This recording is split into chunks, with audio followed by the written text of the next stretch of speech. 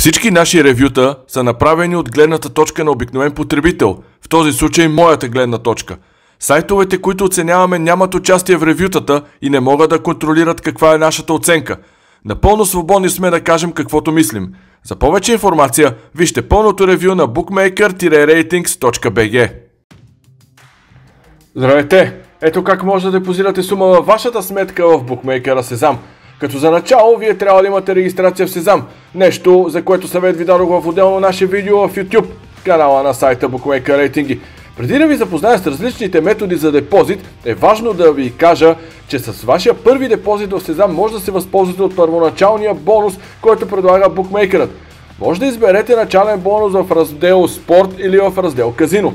Размерът на стартовите бонуси са съответно за спорт 100% до 250 лева плюс до 50 лева FreeBet.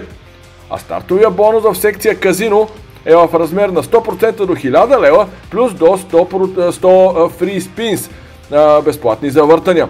За това как да вземете първоначален бонус от Сезам, моля вижте видеото на тази тема в канала на Bookmaker Rating в YouTube. А сега моля влезте в вашия профил в Сезам. Натиснете горе вдясно, където е мястото за вашия профил, и след това на жълтия бутон депозит. Ще видите абсолютно всички методи за депозиране в букмейкъра и трябва да ви кажа, че Сезам наистина впечатлява в тази насока. 9 различни метода, с които да захраните игровата си сметка.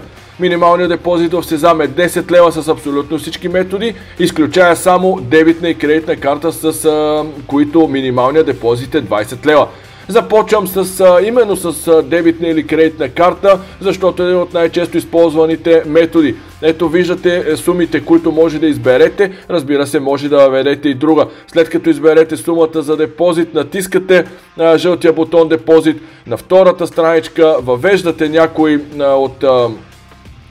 попълнете данни от картата, вашата карта, натискате бутона депозит и сте готови.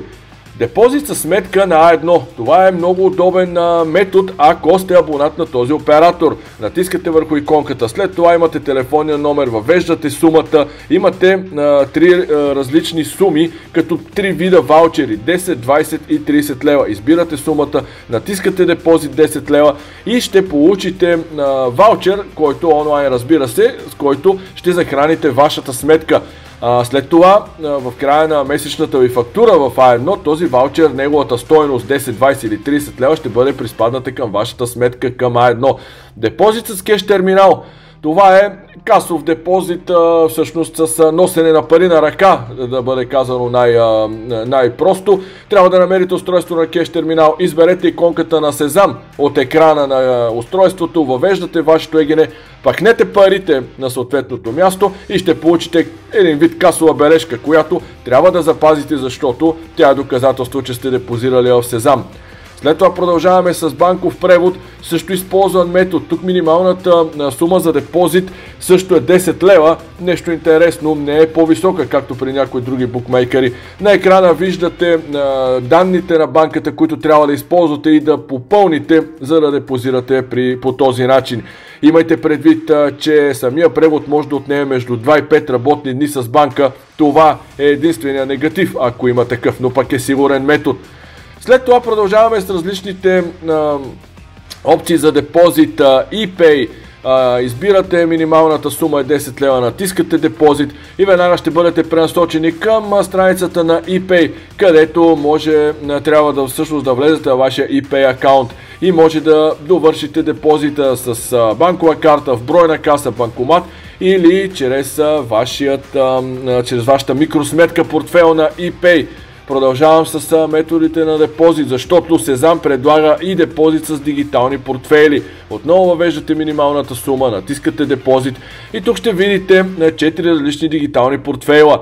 Трябва да си свалите приложението на едно от тях или на всички, което си изберете и което поддържате. Ако имате свалено приложението, ще имате QR код на екрана, сканирате QR кода и с благодарение на това приложение плащате и всъщност плащате в Сезам, депозирате по този начин. Следва депозита с Skrill. Тук отново се въвежда сумата в полето Skrill акаунт в скобички, написано ви е доста елементарно. Трябва да въведете вашия имейл. Той трябва да бъде същия, с който сте се регистрирали и в Skrill, и тук в Сезам. След това ще бъдете пренасочени към платформата на Skrill, за да потвърдите и за да довършите депозита. Става за секунди. Предпоследен метод EasyPay. Имате два варианта всъщност тук. Първо ще ви покажа как. Ето, въвеждате 10 лева минималната сума. След това натискате депозит и получавате код за плащане, който трябва да продиктувате на каса на EasyPay, когато отидете, за да кажете, че искате да депозирате в Сезам.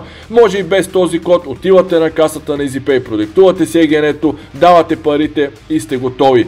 И последният метод за депозит в Сезам е с FastPay. Отново това е касов метод, но тук, за разлика от EasyPay, трябва просто да отидете на касата на FastPay, да посочите вашето ЕГН, да го продиктувате и да кажете, ето тук касите на EasyPay, може да намерите къде е най-близката до вашето местоположение. След като продиктувате ЕГН-то, казвате на продавачката или продавача, че трябва да депозирате в Сезам, въвеждат сумата и ЕГН-то ви и сте готови.